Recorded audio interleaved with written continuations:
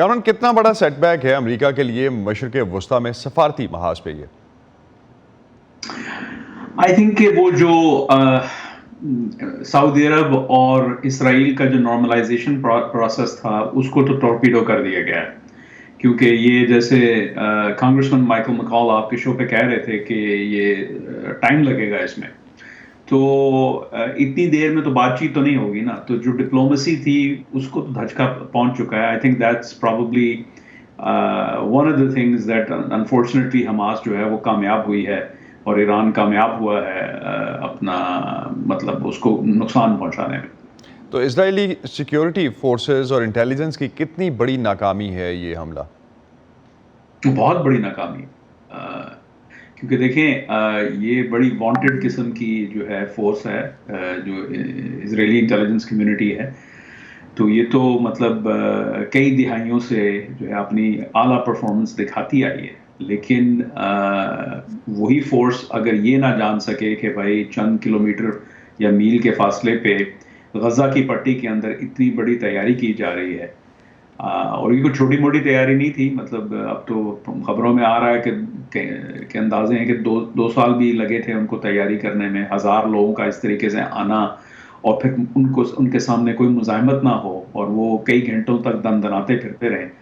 تو intelligence failure تو بہت بڑا ہے. اسی وجہ سے میں سمجھتا ہوں کہ اب اسرائیل کو اپنی باقی بھی جو انٹیلیجنس ہے ان کے پاس جو جس کی ضرورت ان کو غزہ میں جانے کے لیے ہے یہ گراؤنڈ آفینسو میں، اس پہ بھی وہ شک کریں گے کہ بھئی ہمیں کیا پتہ ہے کیا نہیں پتہ.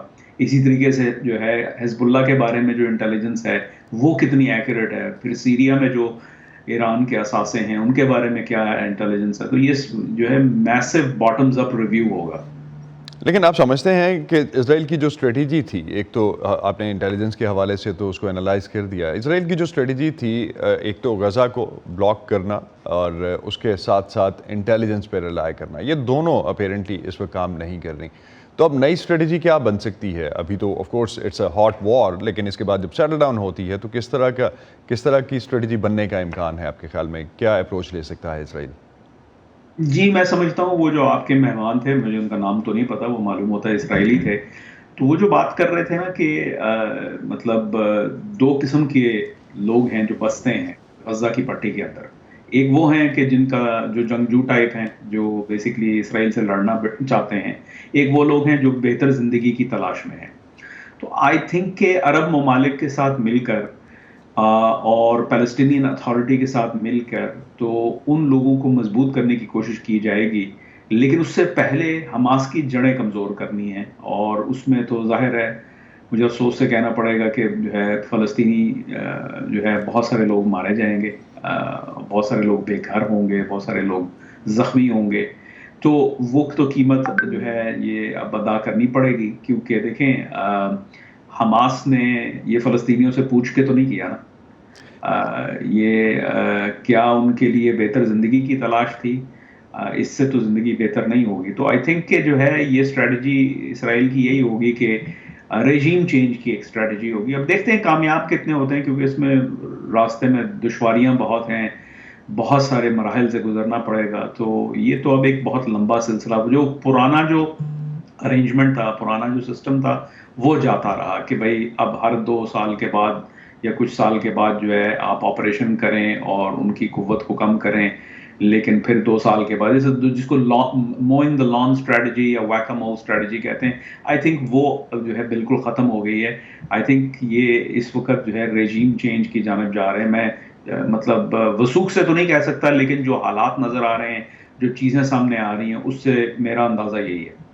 کامران ایک چیز، کل میں جب جنرل یوسف سے بات کر رہا تھا اور ابھی انہی کو آپ سن رہے تھے اس سے پہلے، ان کا کہنا یہ تھا کہ 50% غزہ میں جو رہنے والے ہیں وہ حماس کو سپورٹ کرتے ہیں، 50% عوام حماس کو سپورٹ کرتی ہے. تو کس حد تک طاقت کا استعمال ہو سکتا ہے ایسی صورتحال میں؟ پھر دیکھیں جب وہ یہ ایک تو نمبرز اندازے ہوتے ہیں نا، تخمینے ہوتے ہیں، تو پکا تو پتہ نہیں ہے، زیادہ بھی ہو سکتے ہیں، کم بھی ہو سکتے ہیں. لیکن وہ تمام لوگ جو ہیں جو حماس کے سپورٹر ہیں وہ شاید حماس کے لیے لڑنے کے لیے تیار نہ ہوں. حماس کی اپنی جو کور نفری ہے اس کو جو ہے بتایا جاتا ہے کہ وہ ٹینز آف تھاؤزنڈز میں ہے، مطلب جو ہے جو میرا مطلب جو اندازہ ہے آپ کا؟ 40,000 جو ہے نا ملیشیا مین ہے. تو اگر ان کو کمزور کو کر دیا جاتا ہے، ان کو اچھی خاصی نقصان پہنچا دیا جاتا ہے، تو پھر یہی ہوگا کہ جو باقی لوگ ہوں گے پھر وہ نئی ریالٹی کے ساتھ جو ہے کوپ کریں گے، کیونکہ آپ کو بیلنس آف پاور جو ہے نا ڈسرپٹ کرنا ہے نا. کیونکہ اب اس کے علاوہ کوئی چارہ نہیں ہے، کیونکہ یہ جتنی جو اسٹریٹجی پرانی چلی آ رہی تھی اس سے حماس کے حوصلے بلند ہو رہے تھے. فلسطینیوں کو تو کچھ نہیں مل رہا تھا، مطلب جو ہے اگر کوئی یہ کہے گا کہ جی اس سے فلسطینیوں کو کچھ مل رہا ہے تو وہ پتہ نہیں جو ہے وہ مطلب what are they smoking I don't know. لیکن یہی ہے کہ یہ اب I think from an Israeli national security point of view یہ اب ناگزیر ہو چکا ہے. اگر آپ اسرائیلی پوائنٹ آف ویو سے دیکھیں تو وہ اس کو اسی طریقے سے دیکھ رہے ہیں. اب غلط دیکھ رہے ہیں صحیح دیکھ رہے ہیں یہ تو مطلب وقت بتائے گا، لیکن یہ ہے کہ اگر آپ if you put yourself in their shoes تو ان کے سامنے 1000 لوگوں کے مرنے کے بعد اور کوئی چارہ نہیں ہے. کامران ایک چیز کل اسرائیلی جنرل سے بات کرتے ہوئے جو ایک اور انہوں نے فیکٹر جو اسلحہ کیسے پہنچا، یہی سوال میں نے ان سے پوچھا تھا کہ اسلحہ اتنا بڑا کیسے پہنچا پچھلے 2 سال میں. آپ نے جس طرح سے مینشن کیا 2 سال تو انہوں نے نہیں کہا، لیکن ایک لمبا پلان تو اس میں ڈیفینیٹلی تھا بیک گراؤنڈ میں. تو یہ اسلحہ وہ کہتے ہیں کہ مصر کے راستے غزہ پہنچا، کتنا ممکن ہے یہ؟ این ممکن ہے، کیونکہ دیکھیں ٹنلز ہیں نا، اور یہ ٹنلز کوئی چند ٹنلز تو نہیں ہے، یہ تو میز ہے ٹنلز کا، کئی دہائیوں پہ محیط جو ہے ان کی ایگزسٹنس ہے. ان کو مطلب روکنے کی کوشش کی جاتی ہے لیکن رکتے نہیں ہیں. اور مصر جو ہے وہ جو مین لینڈ مصر ہے اور جو غزہ کی پٹی ہے اس کے درمیان سائنائی پیننسلا ہے، وہاں پہ جو ہے ایجپشن سیکورٹی اس طریقے کی نہیں ہے جو مین لینڈ ایجپٹ کے اندر ہوتی ہے. تو یہ آرام سے پہنچ سکتے ہیں. پھر یہ کہ جو ہے یہ جو راکٹس وغیرہ ہیں یہ تو وہاں بھی بلڈ ہوتے ہیں، غزہ کے اندر بھی ان کی کنسٹرکشن کی جاتی ہے. اور اسلحہ کی کمی نہیں ہے، مطلب ایسا نہیں ہے کہ اسلحہ نہیں تھا تو ان کو لانا پڑا کہیں سے. دوسری بات یہ ہے کہ موٹر سائیکل استعمال ہوئے. کہنے کا مقصد یہ ہے کہ اور بلڈوزر اور وہ اپنا آپ کے گلائڈر. خیال میں جو بھی چیزیں تھیں وہ انٹرنلی یا غزہ کے اندر موجود تھیں، باہر سے اتنا سامان نہیں آیا؟ نہیں باہر سے بھی آیا ہوگا، لیکن کہنے کا مقصد یہ ہے کہ یہ کوئی اتنی انہونی بات نہیں ہے. ٹیکنالوجی کے پوائنٹ آف ویو سے یہ ایک لو ٹیک آپریشن تھا. اس کی جو سب سے بڑی جو اس کے اندر جو ایلیمنٹ تھا جو جس نے حیرت جس کی وجہ سے ہم سب کو حیرت ہوئی ہے وہ یہ ٹریڈ کرافٹ کا سپائک ہونا، کہ آپ نے اچانک جو ہے راکٹ پھینکتے تھے، اس کے بعد سے یہ ایک بڑا سوفسٹیکیٹڈ کمانڈو آپریشن کرنا، کانوں کان خبر نہیں ہوئی، بھنک بھی نہیں لگنے دی دوسری سائڈ کو کسی کو بھی کہ آپ اتنے بڑے آپریشن کی تیاری کر رہے ہیں، کیونکہ تیاری میں تو وقت لگتا ہے نا. پھر سیکریسی مینٹین کرنا، اتنے لوگوں کا سیکریسی مینٹین کرنا، یہ تو پھر اس کا مطلب یہ ہے کہ آپ کی وہ جو چیز ہے وہ حیرت کی بات ہے، وہ سگنیفیکنٹ ہے. تو اگر کامران اس اینگل سے ہم دیکھتے ہیں کہ غزہ کو مصر سے کاٹ دیا جاتا ہے، اب اسرائیل کی ایک اسٹریٹجی کے طور پہ یہی سامنے آیا ہے، کیا ایسا ممکن ہے؟ اور علاقائی طاقتوں کا آپ کے خیال میں کیا رد عمل ہوگا اس پہ؟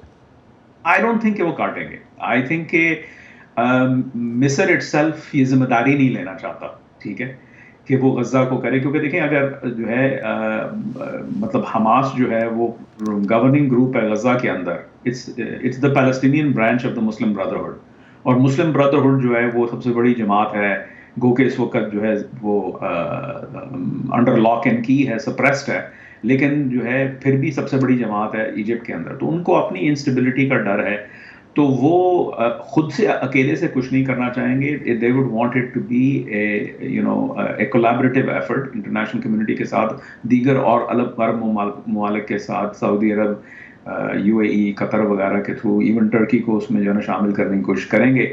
تو کیونکہ دیکھیں یہ کسی ایک ملک کا جو ہے مطلب کہ بس کی بات نہیں ہے. ہو سکتا ہے کہ مطلب انیشلی غزہ کی پٹی کو ری آکیوپائی کر لیا جائے اسرائیل کی جانب سے ٹیمپریریلی، کیونکہ یہ یاد رہے کہ 2005 میں یہاں سے از خود جو ہے اس وقت کی جو آریل شرون حکومت تھی انہوں نے یہ فیصلہ کیا تھا کہ ہم یہاں سے وڈرا کریں گے. تو آئی تھنک اس پالیسی کو پہ نظر ثانی ہوگی، کتنے عرصے کے لیے ہوگی یہ پتہ کہنا مشکل ہے. تو اسی اینگل سے یہ آگے چلے گا. بہت شکریہ کامران بخاری، آپ ہمارے ساتھ تھے نیو لائنز انسٹیٹیوٹ کے ساتھ. کامران بخاری منسلک ہیں